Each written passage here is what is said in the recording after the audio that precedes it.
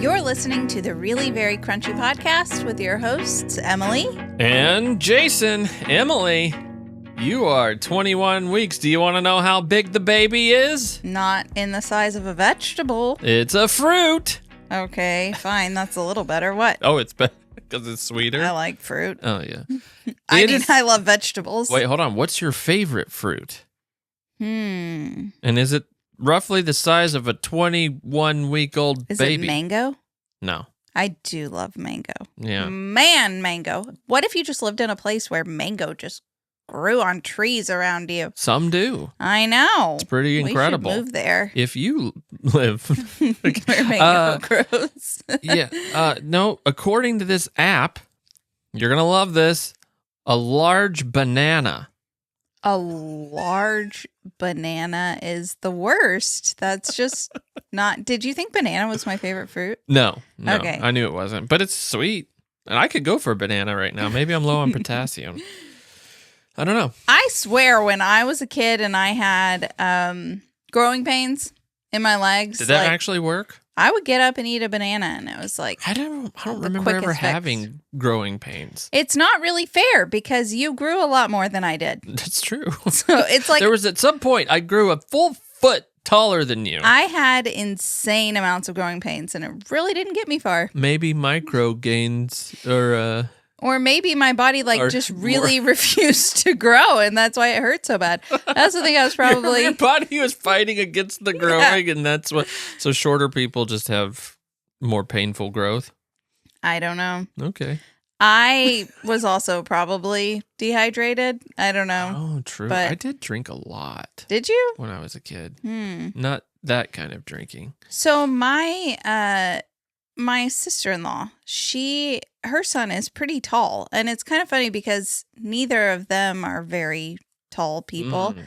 And she said she thinks, and he's just kind of like a larger frame, like just broad shoulders, taller kid, you know. And she thinks it's because she kept him really warm. Interesting. Like very warm, and that means your body has to exert less energy. I did start out in Tennessee and Mississippi. My formative days, which, sorry out there, you don't want your formative days to be in Mississippi. You grow taller, but, it's rough. So I heard on a reel somewhere. I was joking, by the way. Yeah, I love my Mississippi people. Whoa, say that. That's funny. Like the fire ants or the... Horrid. Absolute horrid. Dirt and the yard. We had a yard, and its greatest feature was if you go barefoot, you get stuck with thorns in Mississippi. That's just really sad. Every lawn I ever went to, don't go out barefoot. Oh, okay. But we're going to your trampoline. Yeah, well, you just take off your shoes when you get on the trampoline. Because seriously, no joke, it was our next door neighbor. We'd go out to the trampoline. She had one, we didn't. She was cool with it. But I would forget, and I would get off the trampoline into the grass. Because our yard didn't have grass, it was just dirt. So, and it was thorns. And it was horrible. Like you would have to pull them out of your foot. And that was everybody's. Wow. In that area. Yeah. That's a yard that I would consider true greening.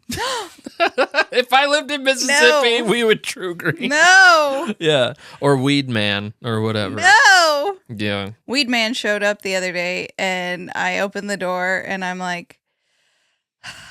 Yeah. I'm sorry. I can't believe you haven't given Weed Man salesman your pitch. No, your I just said... Weed Man Well, pitch. I just said very kindly... I am very against what you're doing here. I fundamentally disagree. Yeah. And then they were like, okay, thanks. Yeah. Thank you. Well, they probably don't thank you. Get out of my neighborhood. Yeah, another one bites the dust in our neighborhood, Emily. Neighbor. I am loop. So we have a loop. It's a mile long loop. Yeah. And there's only like 3 yards that do it. On the other side, none on our street so far. I will take them down if they on. But Weed Man got another customer. I am going door to door. If Weed Man can do it, I can do it, and I really am. I'm going door to door. When the Weed Man salesman comes, you should just go in right behind them. Yep. Go directly after that person to each house. I am doing it. Just so you know. I mean, it stinks for that person because they just want a job. They don't even care about loans. I know, yeah. It stinks. But they don't. Maybe you should talk to the Weed Man first. Yeah, of course. I'm sure they get money for sales. Well, I would hope so. Yeah. Considering that. I don't think anybody's doing Weed Man sales for free. No. Well, it's commission. You think it's not an... Oh, you don't think it's an hourly job? I bet they have a small hourly pay and then they get commission. That's what a lot of sales things like that are. Yeah. Some of them are just commission. Oh. Which is tough. I would feel bad, but also stay out of my neighborhood. Which, good for them. They got somebody in our neighborhood recently. We saw the little sign. Well, I am calling them. I'm canceling. What about... Hello. This is Mr. from 123 McNutt. I'd like to cancel my service. You can't do that. Can I not? Can I? That's criminal. Give me permission. Can I? I will not give you public permission to do that. I have never thought to do that. You probably have to verify something, right? No. Just the address? Yeah. Hi, I am Mr. Caregiver. Caregiver. He just can't speak. Yeah. Probably because of your services. Also, we're suing. We're suing you. Yeah, our whole neighborhood's suing you. Mm-hmm. And so you might not want to try to sell here again. Yeah. No. There might be something illegal about that. I'm not sure. I am at least going door to door. You could just make flyers. Yeah, well, you can't just put stuff in mailboxes. I did think about paying the fee to have them mailed, but then it's like junk mail that people will just throw away. But so maybe I'll do both. I see. Well, if you put it in a letter form addressed to that family or like family How am I gonna figure out everybody's name? You don't. You just say family at this address. Right. And it's in handwriting and stuff with like a handwritten letter. It would take some work, but it might be worth it. Mm-hmm. The problem is this new guy got it. Like basically exactly 1 mile away from our house on the loop or whatever. Half a mile. Mm-hmm. Oh, right. That makes that would... Yeah. We are 1 mile from ourselves. It's us. We did the Weed Man. No, we did not. It's half a mile away, but directly across, so not even, actually. Right, yeah, it's not that far if you really... It's more of an oval. But there are trees, there's a barrier, there are multiple houses. The thing is, when they had it applied, you could smell it. I could smell all the afternoon. Fertilizer. Mm-hmm. It was crazy. Mm-hmm. I don't know if they do the same protocol as True Green. I don't know what any of the protocol is. There were lots of granules all over the road. They were just... messy with their fertilizer pellets. Yeah, Weed Man's not as top quality as True Green, I don't think. Yeah, Weed Man's when it comes to poisoning the environment. True Green does it better. They're top dollar planet destroyers. Here's my concern. We live in the bend of a creek. And... Well, we don't live in the creek. In the bend of a creek. Oh, okay. I thought I was being clever. Nope. Sorry. No, not at all. And my parents live even closer to the creek. So they have like a play set down sort of by the creek. Don't be imagining anything too amazing. It was left there by the previous owners. It's kind of rickety. Kids love rickety though. Mm-hmm. Feels very boxcar. Especially if there's like rusty nails. Yeah. And stuff. I'm sure there's plenty. Yeah. So... like kids want to play in the creek in the summer, but those people who are doing that to their yard are up the hill. So that if it rains, the water comes down into the creek. Well, I mean, it's right next to a cornfield anyway. It's getting it from both sides. That creek basically glows at night.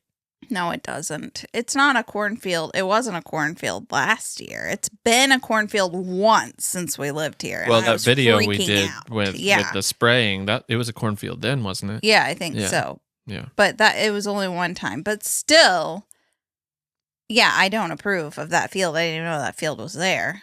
Yeah. Thankfully, we have tree barriers and, all this stuff. So right. Well, and we live on top of the hill, so We our live on top fresh of the hill. water maybe muddles the true green water a little bit.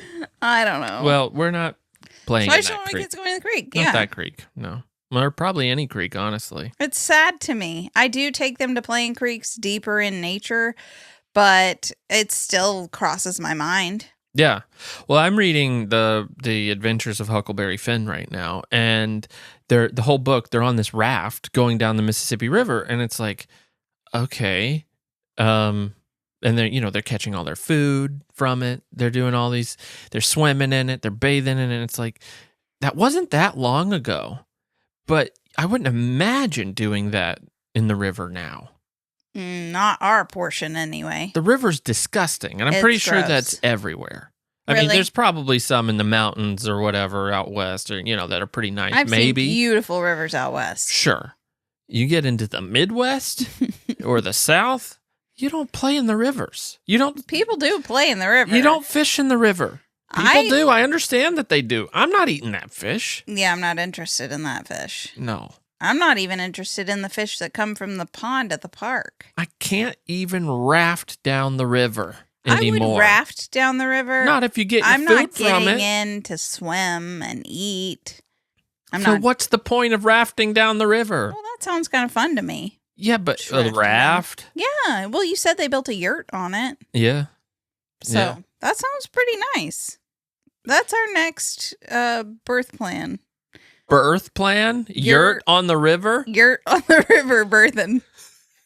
Yurtin'. Yurtin' on the river while we're birthing. Yeah. That sounds like a really good rap lyric. Anyway. Okay. Well. That's our assessment of water. So. I really hate that. It really makes me sad that we're to that point that Yeah. And just there's not really any everything going feels- back. no, well, and I don't want my kids to be scared of stuff, so I don't want to be like, don't get in there. Yeah. But don't. Yeah. I mean, certainly don't put your face in it. Listen, though, if you your creeks are nice. But if you live near farmland, sorry to tell you, your creeks aren't as nice as you think they are. I know. Yeah, well, yeah.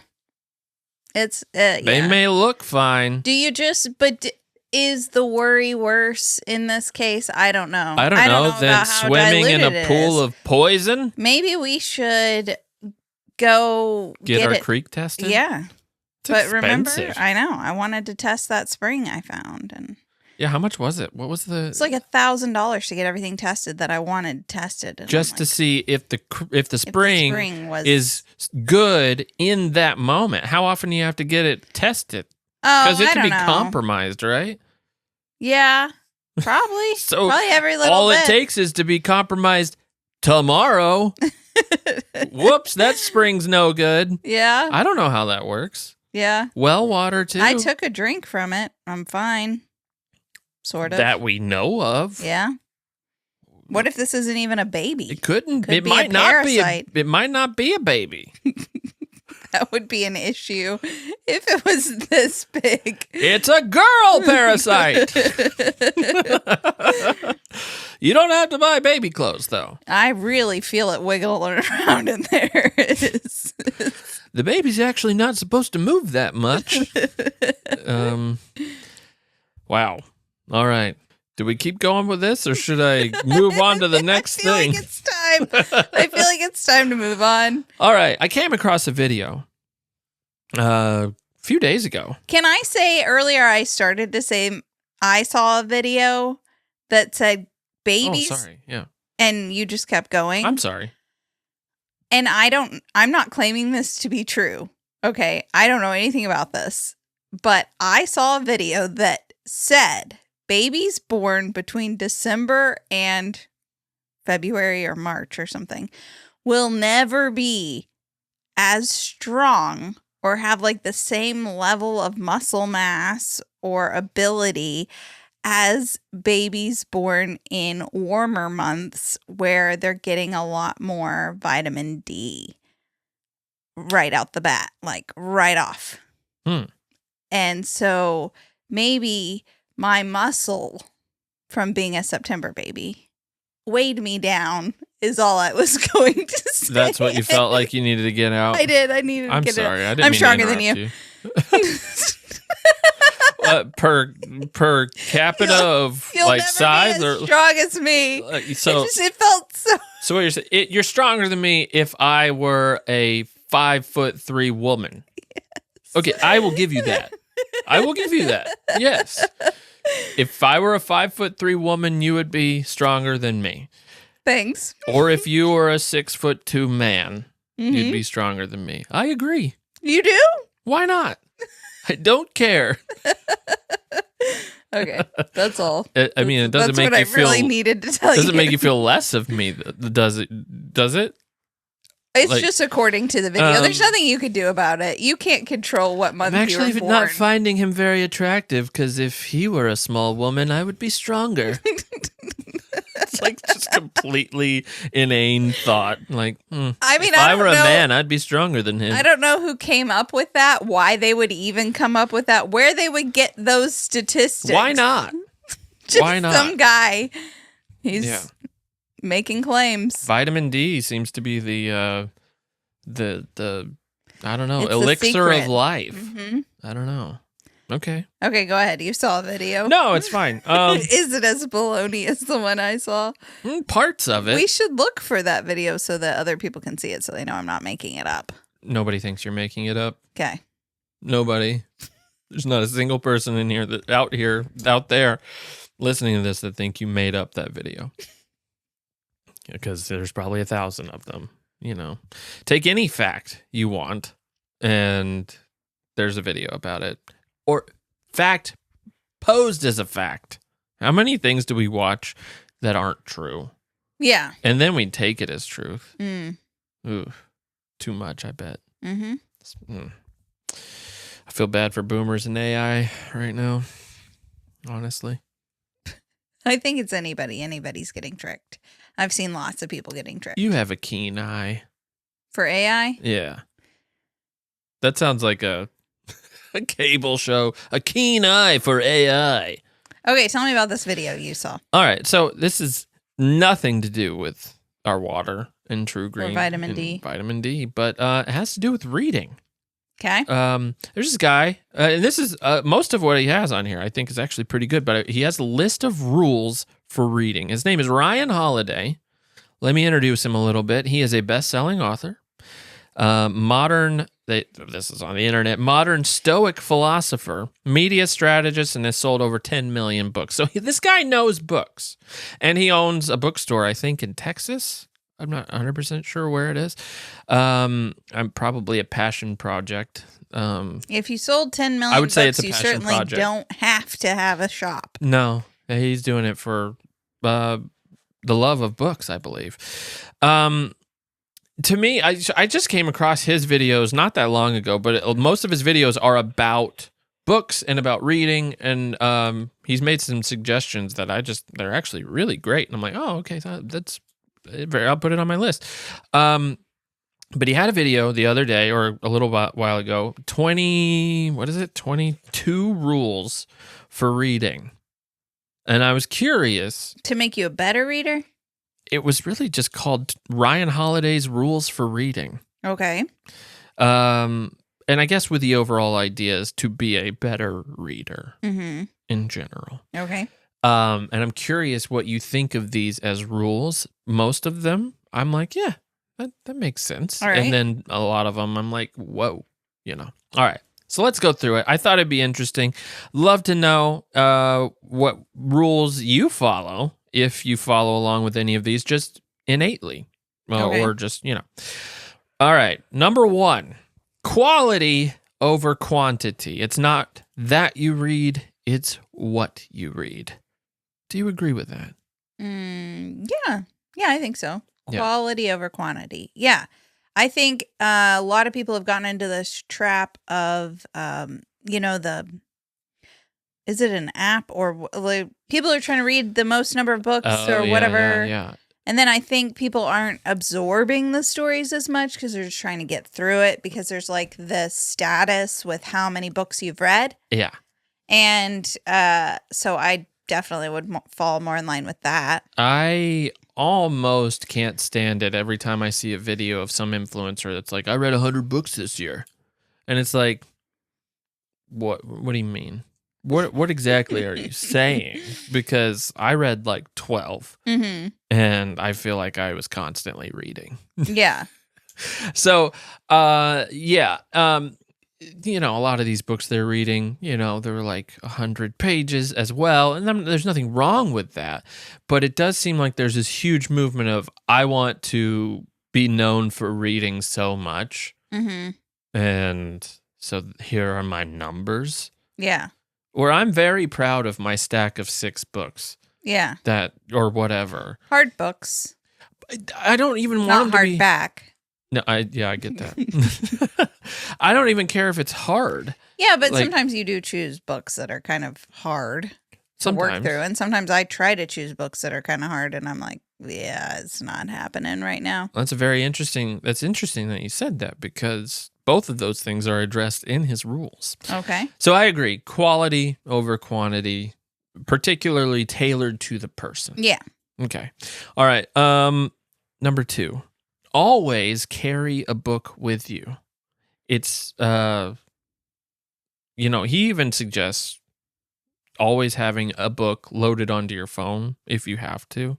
I like the idea of always carrying a book, not necessarily on your phone. Because I think he would agree with that. If you carry a book, then you're less likely to pull out your phone to scroll if you just have a minute. Right. And it is more productive to read. Yes. We can all agree. Yeah. So, yeah, I agree with that. And even now they make these bookmark purses. Have you guys seen these? What? Yeah, it's like a bookmark. I want one.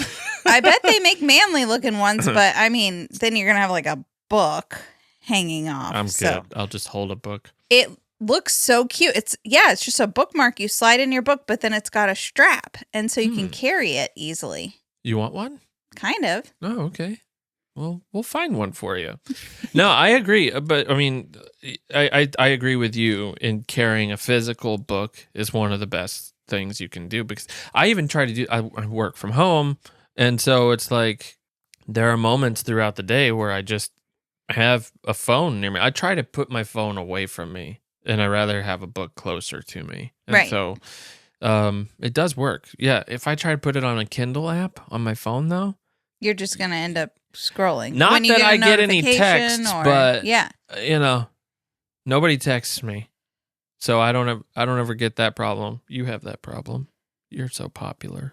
I do get texts, so then I'm like, I'm gonna check my text. It's so funny. I will ask you, hey, can you look up what? I'll be driving or something. Like, can you look up this thing? I want you to look something. Here's what he asked me to look up: how many net carbs are in a Yum Earth lollipop that he found in our car? That's what he asked me to look up. And then he's like, "No, I don't need it. I don't need it. No, I don't need it." And then I get on my phone and I have like 5 texts, so I'm reading them, and he's like, "What, you just got on your phone and forgot you're going to look up the net carbs?" I'm like, "No, you said you don't need it." Nobody ever means it when they say they don't need it. 5.5 net carbs in a Yum Earth lollipop. So and I had for it. one, and I was still in ketosis when I got home. So, yeah, there's only 5.5 carbs in a Yum Earth lollipop. Yeah, that's what we learned from all of this. But I know, it's just funny. I ask you something, and you just go to your texts. How many net carbs? That's what you asked me. I'm just jealous because when you ask me to look up something, I don't have any notifications on my phone. I start looking around like, how come nobody's talked to me? All right. This one's a controversial one. Okay. Read with a pen. No. Hold on. Let's have a couple of quotes from his video. If you're not reading with a pen, you're not really reading. If you're not taking notes... Am I allowed to make that noise on the podcast? So. That's not a sound effect. That is Emily. No, it's my mouth. Into the microphone. If you're not taking notes while you're reading, you're probably not reading the right books. And then he says when he goes to a book signing, if someone tells him that it's one of their favorite books and he opens it to sign it and he looks through it, he thinks they're just blowing smoke. I disagree. If I read a book, Okay, if I'm reading it on a Kindle, yeah, sometimes I want to highlight it. I'll highlight a line. But really, 12,000 people have already highlighted it for me, so I really don't need to. Right. Yeah. Oh, this was a great highlight. Thank you. Yeah. 10,000 people who did that. Yeah. I don't want to read because write on it because I'm so immersed in it a lot of times that to stop to make a note or something, like, it would just pull me out of it. Yeah. I disagree with that. I have plenty of books that I've read that I never made a mark in that I loved. Yeah. Well, you didn't really read them. If we're going by this rule, you did not actually read them. I wrote a book and didn't even make marks in it. I didn't take a note for my book. You didn't really write it then. I disagree. I agree that it's helpful if it's what you want to do, and if you want to absorb information, it's always good to write down what you're wanting to absorb. That is a helpful thing to do. But to say that you're not reading if you're not taking notes, it feels a little pretentious. I don't know if it's pretentious, but it's just it feels like it could be a little status thing. Like, if I've seen these books, like I've looked at videos about certain classics that I've wanted to read, and the person holds up their books and it's just full of notes. It's got little sticky note tabs all through it, and it's like, ma'am, it's The Giver. So like come on, what are you doing? And I admire that, but it also sort of feels like a status thing. You know, like, look at how deep I went into this book.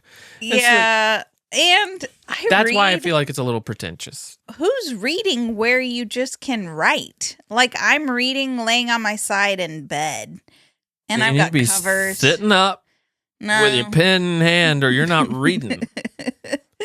I'm reading. No, I just disagree. Also, I don't feel like I need to take notes in a maze in A Time to Kill by John Grisham. Yeah. I don't know. That's not what I was reading. But yeah, I disagree mostly. And I think it's helpful if you want to do that. But, sure. And in like reading your Bible, you should probably take notes because for me, that's something I have to figure out. I don't just always get it when I'm reading it. Well, that's also good too, because you're in different. His point, though, and it's the same argument for writing in your Bible or whatever, is that you're in a different spot in your life. I mean, I'm more like I would write prayers or something. Oh, I'm not a rereader Of the Bible? Of books. I'm not a rereader of books, really. That's rule number 7. We haven't gotten there yet. So, like, if I'm going to take a note, I'm going to turn the page, and then I'm never looking at that note again. That's true, yeah. Also, I don't like when I get a used book and it has notes in it, then I'm just reading their notes. Why would you ever give up your book? People give up their books. I purge books all the time. I know. No, that's a very good point. Or let somebody borrow your book. If you're writing something kind of personal in there, that feels like vulnerable to let someone else read it. Yeah. And you could do note cards, I guess. I just disagree. I think for me it disrupts actually reading. Right. It. So I guess, the people reading 100 books aren't doing that. No. And they're only doing audio. Oh, which is fine. I don't have anything against audio, but yeah. He does, actually. But okay. So we're putting an X on that one. We disagree with that one. But it's still good. Our official X. Notes that we are going to hold on to. 21 rules for reading.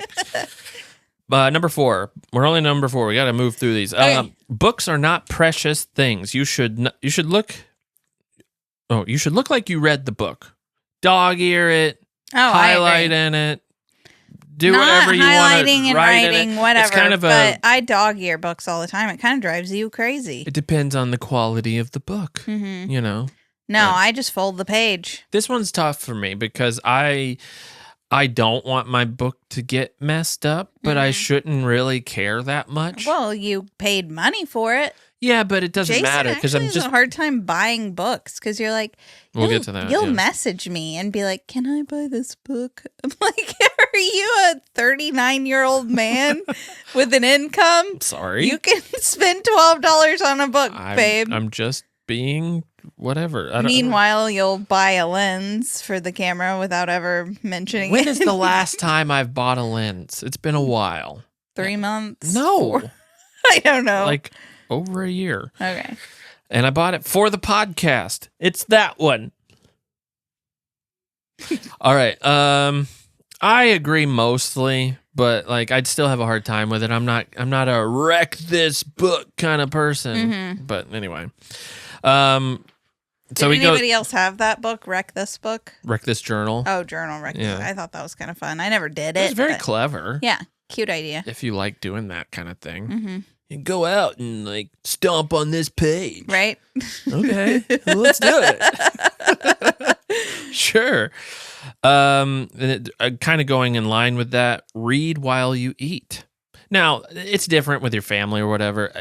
I mean, he has a family, so I don't. Right now is not a good time for cannot. like, It's my impossible. children. We eat every single meal together. Yeah. Actually, we eat breakfast at a different table. Jason and I. We have. It's how we survive. Our kids. So I'm sure you can tell in our videos. Our dining room table. Our table is in our living room. That's the only place for it. But we do have like a little table in our kitchen, like a little eat-in spot. So for breakfast, the boys eat at the dining room table, and we eat at the eat-in. Yeah, kitchen. I need my coffee. Sacred, quiet morning time. It's literally 10 minutes of just, no, you go in there. You go in there. You don't even eat breakfast, so it's I drink really my just coffee. Yeah. I drink my coffee. Well, he's just saying he said the greatest respect you can give your book is spilling food on it. Okay. All right. It kind of goes with the okay. Yeah. This is an interesting and possibly controversial one. Stop watching the news. I agree with that. The best way to understand the world right now is by reading books. I think it depends on the books you're choosing. Of course. For sure. Of course. It doesn't do anything to understand the world right now by reading. Actually, I tried to think of it. The first one, The Giver. Yes, it does, actually. And then I thought, To Kill a Mockingbird. No, yeah, it does. So he's right. Yeah. He's right. For a lot of books. Mm-hmm. For a lot of books. It just gives you perspective on, especially some of the big ones. Yeah. You know. The heavy hitters. Yeah. But, I just think in general, we don't need to be so informed. We just weren't meant to be so informed to know everything that's going on.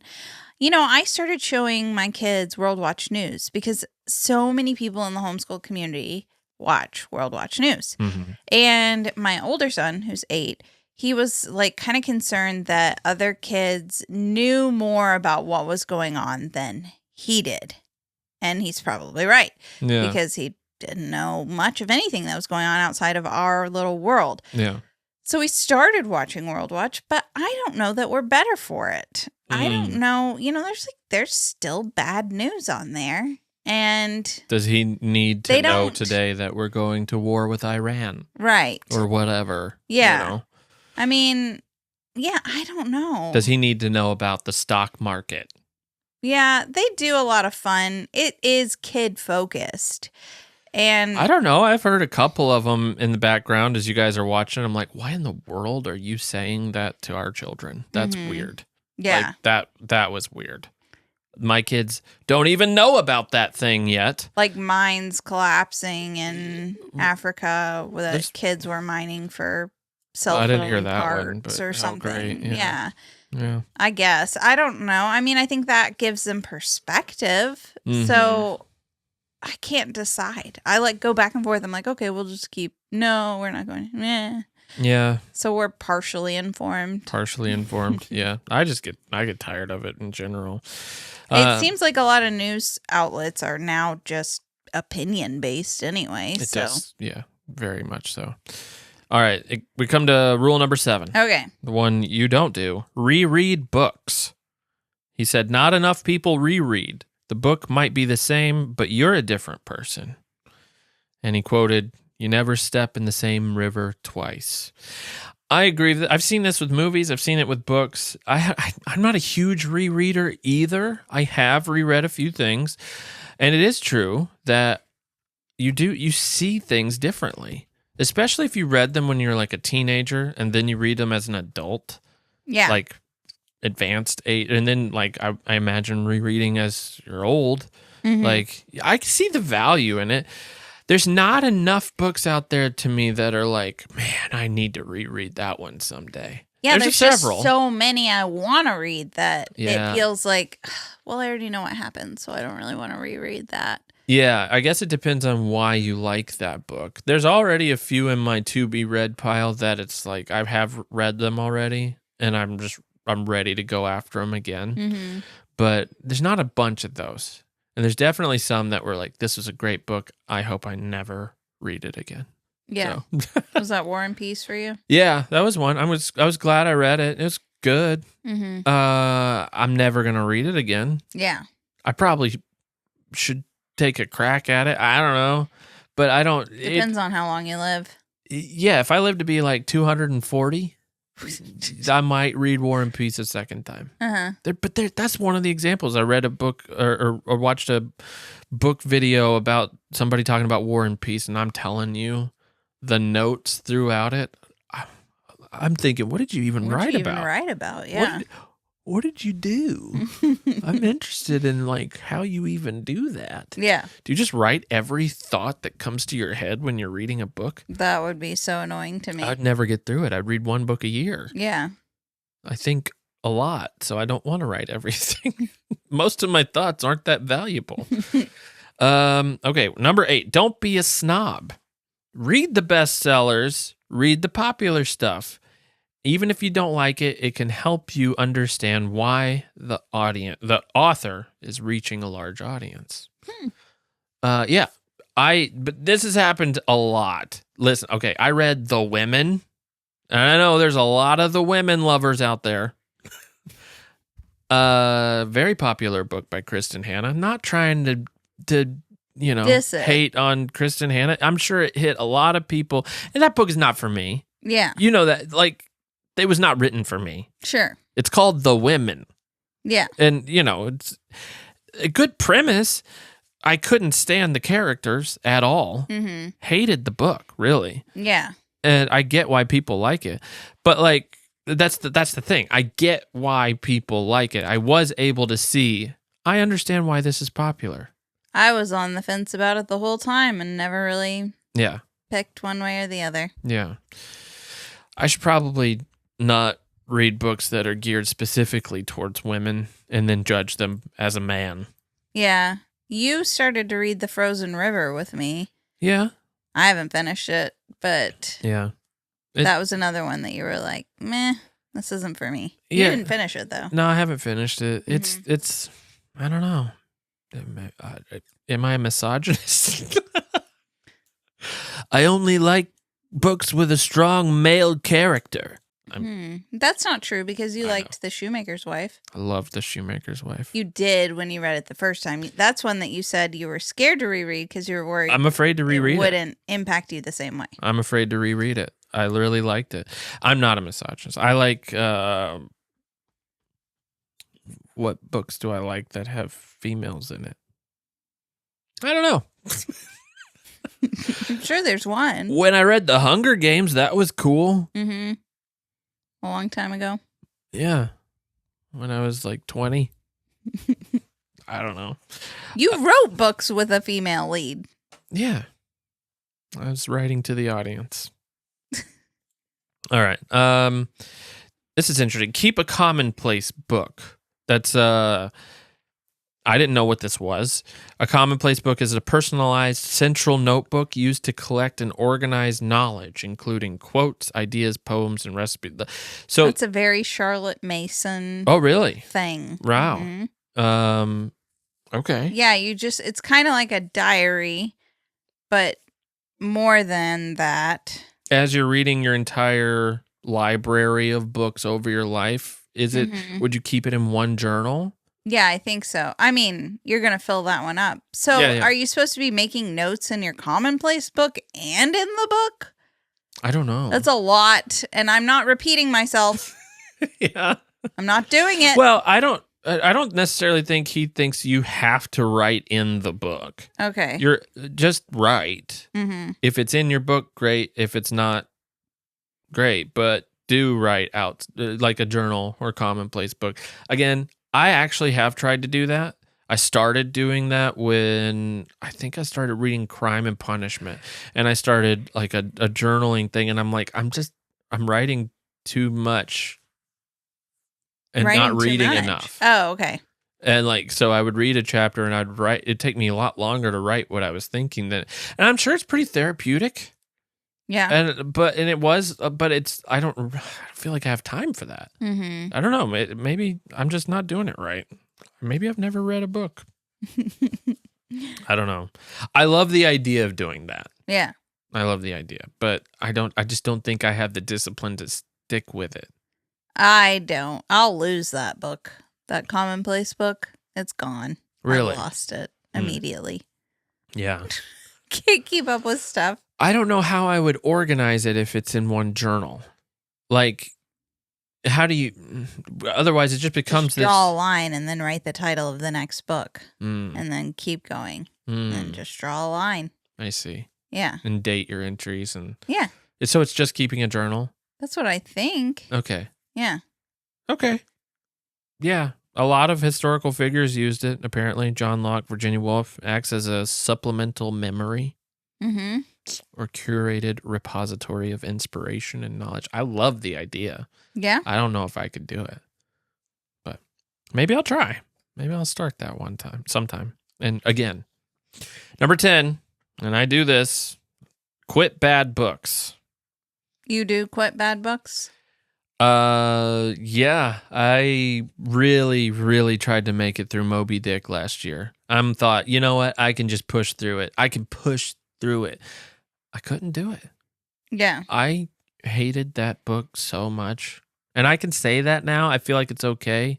Herman Melville is long not gone. still alive. Mm-hmm. I can't stand it.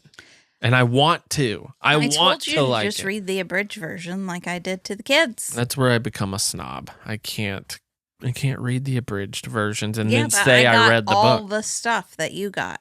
And I finished You got more it. because you finished. I agree. I don't think you should waste your time if you're not enjoying it because reading is a leisurely thing. It should be done for enjoyment. I mean, Life is short. Obviously, sometimes you need to push yourself and read hard things, but Yeah. I also think if you just don't like it and you're not going to like it, yeah, quit. Right. I agree. All right. We're in agreement on that. Though, okay, what he had a rule for this. Okay. 100 pages minus your age is how much you should give a book before you're like, okay, I'm out. That's funny. Yeah. I like that. So the older you get, the less time you give a book. Right. So that's interesting. Yeah. I usually have a general rule of thumb, like give it 100 pages. I'm usually giving it 2 chapters. Wow. Mm-hmm. Yeah. You've been on Instagram too long. Well, it depends on the length of the book. I think you should go by a percentage. Let's go by a percentage. So give it 10%. Give it a solid 10%, which for a big book, War and Peace, that's a lot of pages. Yeah. But if you take on War and Peace, you kind of know what you're getting yourself into. There's going to be some digressions that you have to slog through. Yeah. So, whatever. Maybe don't pick it up if you don't think you're going to make it. Like Jason can. No, I've quit Moby Dick. Listen, I would rather reread War and Peace twice than read Moby Dick once. Just saying. And whatever. That's fine. Good books aren't hard. Good books aren't hard. The job of the writer is to make their ideas understandable, to be interesting, compelling, exciting. A long book has to justify itself. Well, yeah. I think some writers are just long-winded for the sake of being long-winded, and maybe they didn't have a very good editor to Yeah, true. cut it down. But sometimes, I don't know. Yeah. For example, I was able to get through War and Peace relatively easier than I was able to get through Gone with the Wind. Both fairly the same size book-ish, but Gone with the Wind is a lot harder for me. Yeah. It just wasn't written as interestingly as the other one, I guess. But I don't know. But other people would say the same thing oppositely. So whatever. I don't know. Do you feel that you don't feel that that's a thing? You say good books aren't hard books. I think I get where he's coming from. I think that's a valid argument. I do think that sometimes you have to push yourself and you have to read something that's hard. I don't know. Yeah. I think you're better about that than me pushing through a book. Well, because I know that there are good parts to be gotten to. Mm-hmm. Like, for instance, I've been told over and over and over, I need to read Les Mis, and it's like, it's a giant book. Yeah. And there are people who read that every year. That's a lot. Yeah. That's crazy. Mm-hmm. My sister-in-law loves, it's probably her favorite book. And I've just never tackled it yet. But like, I know there's going to be, I've read about it. I've kind of like prepared myself a little bit. There's going to be like 50-page digressions about the Paris sewer system and things like that. And I'm like, because I'm not a huge skimmer. I don't like to skim, but people like, just skim those parts. I'm like, but it's there for a reason, right? See, here's what I just realized. You have more liberty to read books that interest you. Like, I'm having to spend my energy reading Ina May's Guide to Childbirth because I'm about to give birth to a child and I want a different perspective. So I feel like I need to. So then I read a lot more parenting books than you, or have felt the need to. Well, and I've mastered parenting. So it's like, why would I need to read what other people have to say? So you're over here reading War and Peace and I'm like, siblings without rivalry. Let's figure this out. Yeah. The only nonfiction self-help type book that I think is just truly incredible is Really Very Crunchy. Yeah, I'm sure. Mm-hmm. How to Remove Toxins. The Beginner's Guide to Removing Toxins from Your Life Without Adding Them to Your Personality. Link in the description. Mm-hmm. Thanks. Phenomenal. I've read it 7 times. It's incredible. Maybe twice. I hear the author's writing another one called Hold Fast. She is. Yeah. She needs to be anyway. Rather than doing this. Yeah, I'm writing a book. So that takes time out of reading. Yeah, it does. You know? Yeah. All right, we're getting into the home stretch here, okay? We're going to a lot of these so here we go. Number 12. Ask the people you meet, people you admire, ask what book changed your life. Okay, that's kind of embarrassing for me. Excuse me, ma'am. Nice to meet you. What book changed your life? Do you want my answer? Yeah, if you have it. Yeah. I don't necessarily have it. Mine's a children's book. It's The Scarecrow by Cynthia Rylant. Oh, and wow. it is... That's not embarrassing at all. Well, I think if you're just reading this book without really thinking about it, I don't know. I got this book just as part of a fall-themed book, you know? I like to read seasonal books to my kids, and when I was reading that book, I felt a shift within me, a completely change in perspective of life. Wow. It was like a fundamental... I don't know. It was life-changing to me, that book. Wow. I was so scared of death and dying, and I know I've talked about that before on the podcast. And that, for some reason, that book just changed my perspective, and I was renewed. And wow. it sounds really dumb, but it was. No, that's phenomenal. I was sobbing. I can't read it without crying. Yeah. I almost can't talk about it without crying. I just love that book so much. Wow. And it changed my life, truly changed my life. I used to have a lot of panic and a lot of panic attacks surrounding that. And basically, after I read that book, I haven't had any.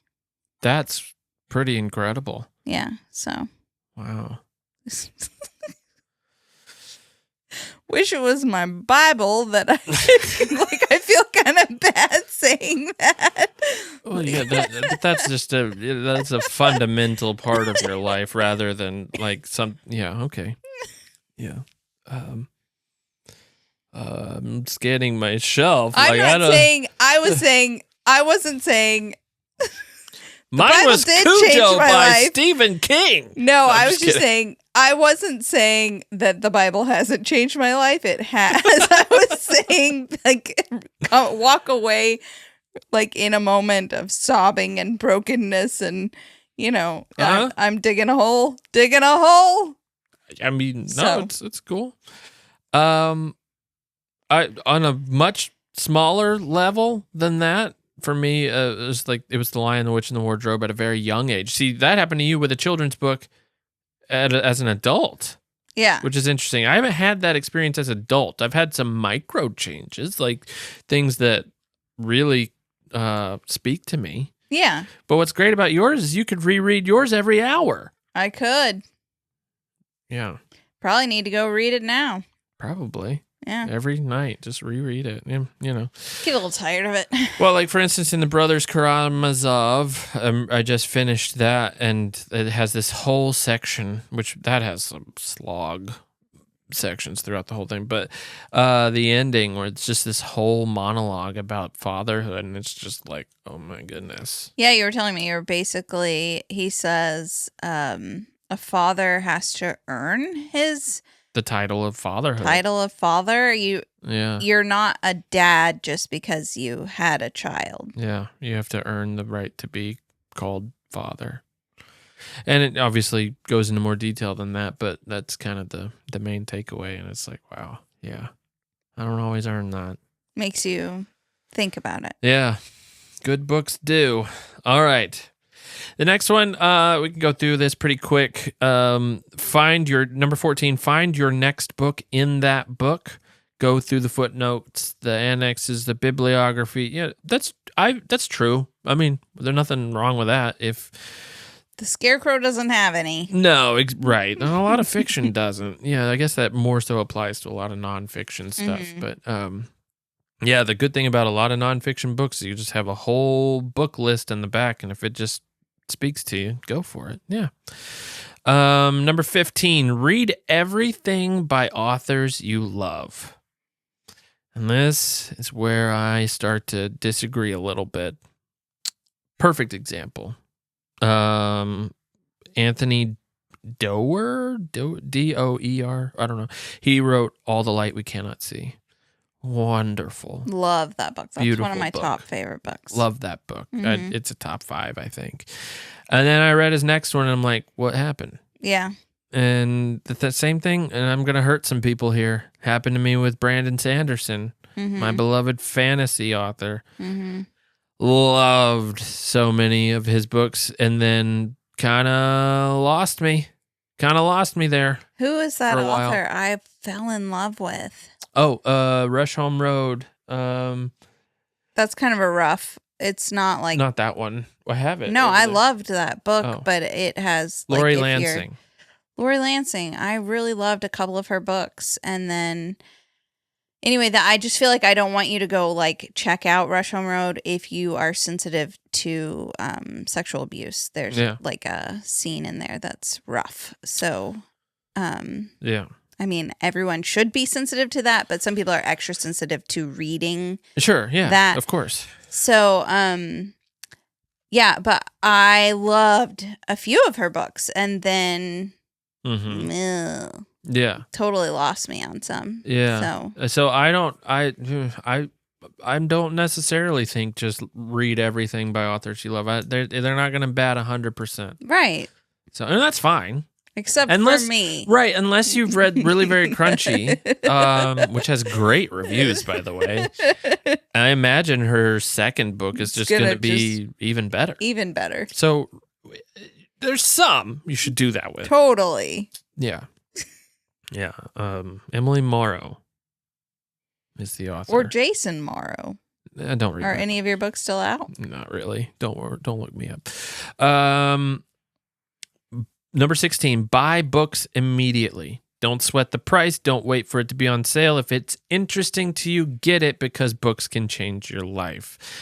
The only problem I have with this is that I go to a bookstore and I see the prices of the books there, and I'm the type, I see it, and it's $25 for a paperback, and I look it up on Amazon just to check out the reviews. It's interesting to me, and it's like $7 on Amazon, and I'm not saying that that's a good thing, but it's like so hard. It's fine because you're at Barnes and Noble doing that. Sure. So if I you're wouldn't do that at an independent bookseller, just pay the extra to keep the love of bookstores alive. I agree with that. But if you, it was Barnes if you're at Barnes and Noble or Books A Million, even, or we don't have any, independent bookstores. So none. We have one little used bookstore. It's very small though. Yeah. Sure. Yeah. If it is, whatever. Cool. He says, I say always check thrift books first. Oh, and he does say, like, if you don't, go to thrift books, go to the library if they have it. A lot of times they don't have it. Yours has been out of the library for ages on a waiting list. Has it still? Yeah. I don't know. I haven't checked lately, but it was for like 16 weeks. Yeah. I'm just saying, buy more copies, library. Good Come grief. On. Number 17, speed reading is a scam. He doesn't really go into much detail with this. He just kind of says it. You're not a speed reader. Not in the least bit. I'm not a speed reader. I'm a faster reader than you, but I actually think I've gotten slower because I don't know why. It's tired. Good. Yeah, that's all right. Number 18, build an anti-library. I don't know why he calls it this, but it's more so have near you, whether it's your nightstand or a desk that you sit at regularly, a little stack of books that you haven't read yet that you want to get to constantly remind you that you have more to read. Why would he call it an anti-library? I'm not sure, but that's what he calls it. Yeah, okay. I like it. Sounds good. Sure, why not? I have a little stack. It kind of depresses me because I'm like, how long has that book been in that stack? That's when it becomes a problem. Read that book. That becomes a problem. Or I buy that book during a season that I'm like, I really need to read that book, but I'm in a different book and the season passes and I'm like, I'm never reading that book. I think that's fine. Yeah. Just move. Yeah, that's fine.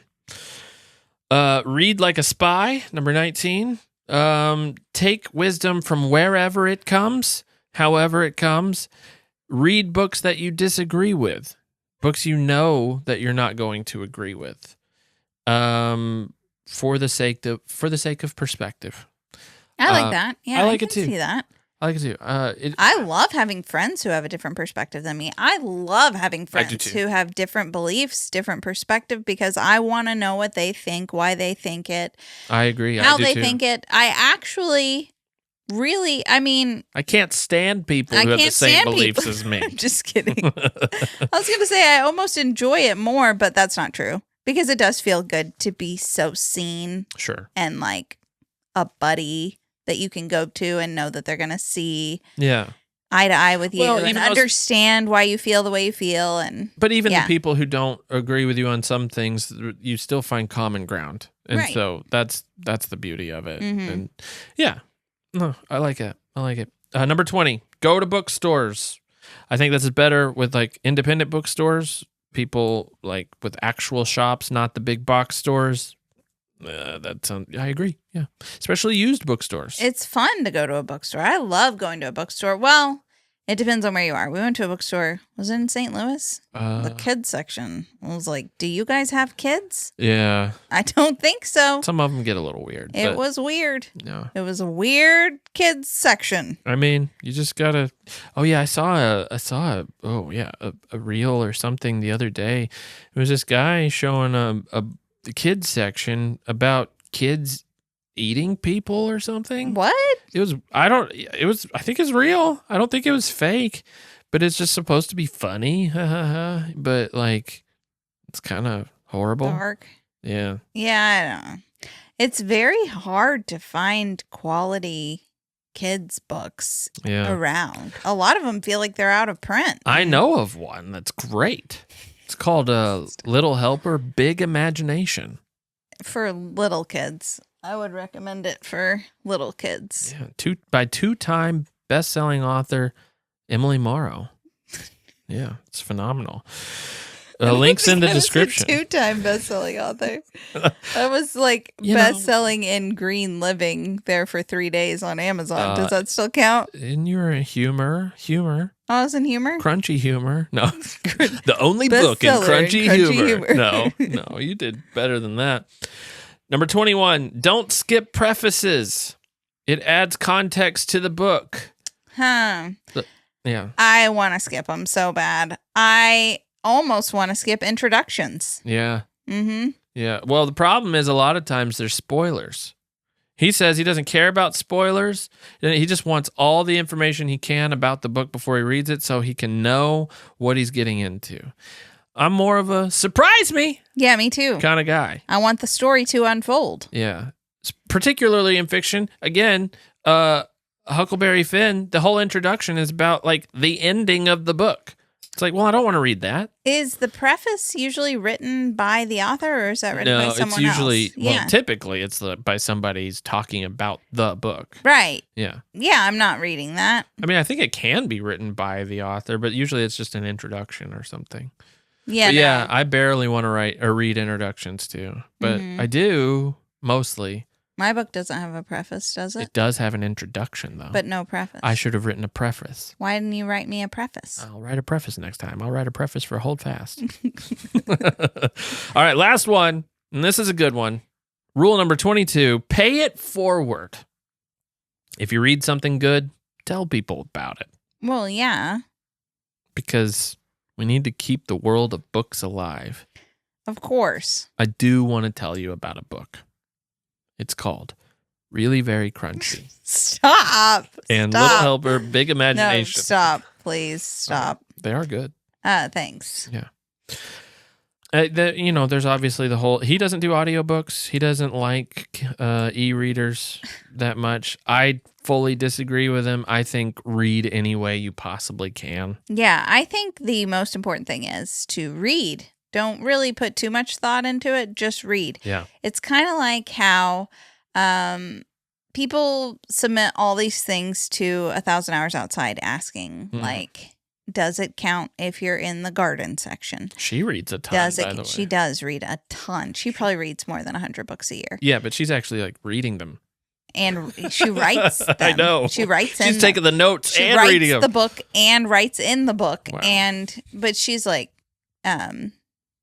interviewing people on her podcast for it. So, yes, she is very well read. But anyway, so people submit all these questions like, does this count? Does that count? And really, it's just about getting outside. Like, just do it. If you think it counts, sure, at least you're trying to get outside. Like, you don't really have to make rules for everything. Just read a book. Yeah.